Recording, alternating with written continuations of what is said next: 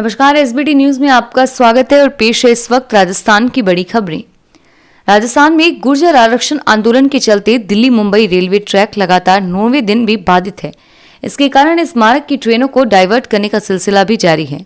अब आंदोलनकारियों से उकताए रेल प्रशासन और आरपीएफ ने रेलवे ट्रैक बाधित करने वालों के खिलाफ केस दर्ज करने की तैयारी कर ली है।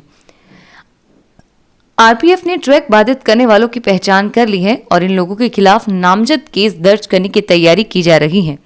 रेलवे केंद्र के अधीन आता है, इसलिए राज्य सरकार इन लोगों के खिलाफ दर्ज किए गए केस वापस भी नहीं ले सकेगी। मुख्यमंत्री अशोक गहलोत ने दुष्कर्म के मामलों में अब थानागाजी मॉडल अपनाकर तेज गति से जांच कर पीड़ित को न्याय दिलाने का निर्देश दिया है। महिला बाल सुरक्षा और सशक्तिकरण को लेकर हुई वेबिनार में सीएम ने दुष्कर्म के मामलों में थानागाजी मॉडल पर जांच करने को कहा है। सीएम ने कहा कि थानागाजी रेप मामले में 4 आरोपियों को सजा हो चुकी है, उन पर जुर्माना भी लगाया गया है। हमें रेप की घटनाओं पर थानागाजी मॉडल पर ही काम करना होगा ताकि पीड़ित को जल्द न्याय मिल सके। सीएम अशोक गहलोत ने थाने में आने वाले हर पीड़ित की अनिवार्य रूप से एफआईआर दर्ज करने के मॉडल को पूरे देश में लागू करने की मांग उठाई है। सीएम ने कहा कि जल्द ही पीएम मोदी को पत्र लिखा जाएगा। नागौर के पंचायती राज चुनाव में टिकट नहीं मिलने से नाराज कार्यकर्ता कुछ भी कर गुजरने को आतुर हो रहे हैं। वे न केवल बड़े नेताओं से नाराजगी जता रहे हैं, बल्कि स्थानीय नेताओं से भी बदसलूकी करने पर आमादा हो रहे हैं। ऐसा ही एक मामला सोमवार को नागौर जिले में सामने आया। मामला बीजेपी से जुड़ा हुआ है। यहां टिकट नहीं मिलने से नाराज बीजेपी कार्यकर्ताओं ने स्थानीय नेताओं को रस्सी के सहारे पेट से बांध दिया और बाद में बड़ी मुश्किल से उनको छुड़वाया गया। लेकिन यह घटनाक्रम ग्रामीणों ने अपने मोबाइल में कैद कर लिया और अब इसके वीडियो सोशल मीडिया पर जमकर वायरल हो रहे हैं।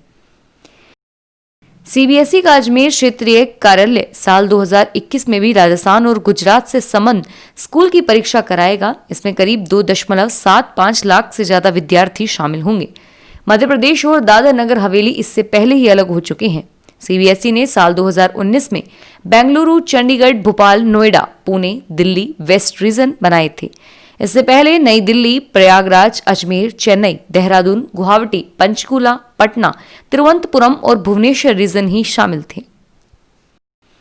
दीपावली पर कोविड-19 परेशानी के मद्देनजर आतिशबाजी को बैन करने के लिए राजस्थान सरकार फैसले पर परिवहन मंत्री प्रताप सिंह खाचरियावास का बयान सामने आया है।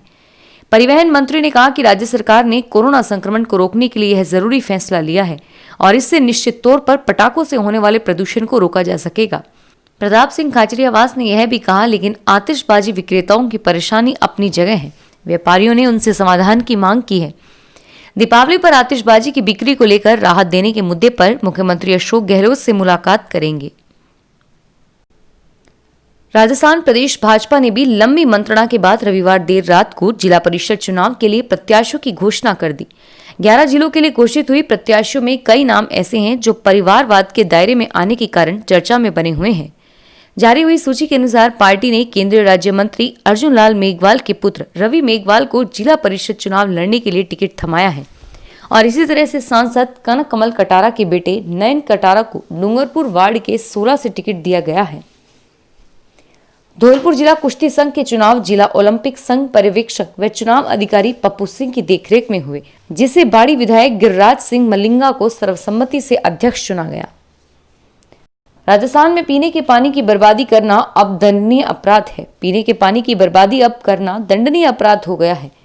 पीने के पानी को बेकार बहाने वाले अब 5 साल की सजा और 1 लाख का जुर्माना या फिर दोनों एक साथ ही हो सकते हैं। सेंट्रल ग्राउंड वाटर अथॉरिटी ने संबंध में नोटिस जारी किया है। नोटिस के अनुसार भूजल दोहन कर निकाले गए पीने योग्य पानी का सदुपयोग होना चाहिए, दुरुपयोग नहीं। पानी की सप्लाई का काम करने वाले जलदाय विभाग, जल बोर्ड, स्थानीय निकाय व ग्राम पंचायत को पानी बेकार बहने से रोकने के लिए प्रयास करने होंगे। इसके लिए योजना बनानी होगी। भरतपुर में स्थित केवलादेव राष्ट्रीय पक्षी उद्यान में साइबेरिया से ग्रे लेग पक्षी बड़ी संख्या में पहुंचे हैं। साइबेरिया में इन दिनों हाड़ जमा देने वाली ठंड पड़ रही है। साइबेरिया में औसतन तापमान -20 रहता है और ऐसे में तेज ठंड से बचने और पेट की आग बुझाने के लिए करीब 7000 किलोमीटर का सफर तय कर ग्रे लेग पक्षी केवलादेव पहुंचे हैं। यहाँ 500 से अधिक पक्षी पहुंचे हैं और मार्च तक इनके यही रहने की उम्मीद है। यहाँ की एंचा घास इन पक्षियों को बेहद पसंद है और इसके अलावा सूखी घास व आसपास के खेतों से गेहूं भी खाते हैं।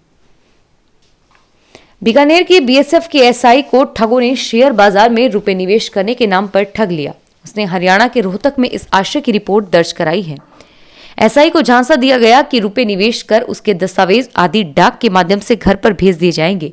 काफी दिनों तक कोई दस्तावेज नहीं मिलने पर एसआई को शक हुआ। एसआई ने अपने रुपए वापस मांगे, लेकिन आरोपित ने रुपए नहीं लौटाए। खोखरा कोट के रहने वाले युवक ने बीकानेर के बीएसएफ जवान से शेयर बाजार में निवेश करने के नाम पर रुपए ठग लिए। बीएसएफ जवान की तरफ से मामला दर्ज कराया गया। एसआई को झांसा दिया गया कि यह रुपए निवेश कर उसके दस्तावेज आदि डाक के माध्यम से घर पर भेज दिए जाएंगे, और काफी दिनों तक कोई दस्तावेज नहीं मिलने पर एसआई को शक हुआ। जयपुर क्षेत्र में सोडाला एलिवेटेड पर हुए सड़क हादसे के मामले में अब पूर्व मुख्यमंत्री वसुंधरा राजे ने मुख्यमंत्री अशोक गहलोत को पत्र लिखकर मृतक के परिजनों को सहायता देने की मांग की है। राज्य ने सीएम गहलोत को पत्र लिखकर मृतक के परिजनों को आर्थिक सहायता और एक सदस्य को सरकारी नौकरी देने की मांग की। वसुंधरा राजे ने गहलोत को पत्र लिखकर माड़ाराम देवासी की पारिवारिक स्थिति का हाल बताया है। अजमेर के महर्षि दयानंद सरस्वती विश्वविद्यालय को दिसंबर में 3 महीने का लेखानुदान पारित करना जरूरी होगा। ऐसे होने पर जनवरी में स्टाफ को समय पर वेतन मिल सकेगा। कुलपति ओम थानवी दिसंबर तक का लेखानुदान पहले ही पारित कर चुके हैं। प्रत्येक वित्तीय वर्ष के लिए विश्वविद्यालय लेखानुदान पारित करना है। लेखानुदान में संभावित परीक्षात्मक आय, वेतन भत्ते, विभिन्न मद में खर्चे शामिल होते हैं। इसके लिए कुलपति ही अधिकृत होते हैं। घूसकांड के चलते राजभवन ने आरपी सिंह कुलपति पद से निलंबित किया था, और इसके चलते वर्ष 2020-21 का लेखानुदान अटका हुआ था। राजस्थान के राज्यपाल एवं कुलाधिपति कलराज मिश्र ने सोमवार को स्वामी केशवानंद राजस्थान कृषि विश्वविद्यालय के कुलपति प्रोफेसर आरपी सिंह से वार्ता करते हुए बीकानेर तथा विश्वविद्यालय में कोरोना संक्रमण की स्थिति की समीक्षा ली। उन्होंने संविधान पार्क निर्माण की प्रगति के बारे में जाना तथा विश्वविद्यालय द्वारा युवाओं के लिए रोजगार परक गतिविधियां आयोजित करने के निर्देश दिए। सरकारी सिस्टम में लापरवाही की जगह कहां तक लग चुकी है, इसका एक उदाहरण भरतपुर की ऐतिहासिक सुजान गंगा नहर से जुड़े प्रकरण की पड़ताल करने पर सामने आया।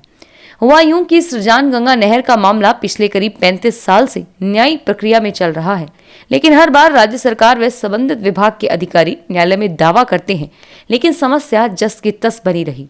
अब सुजान गंगा नहर में मछलियों की मौत का मामला सुर्खियों में आने पर यह मुद्दा उठ रहा है।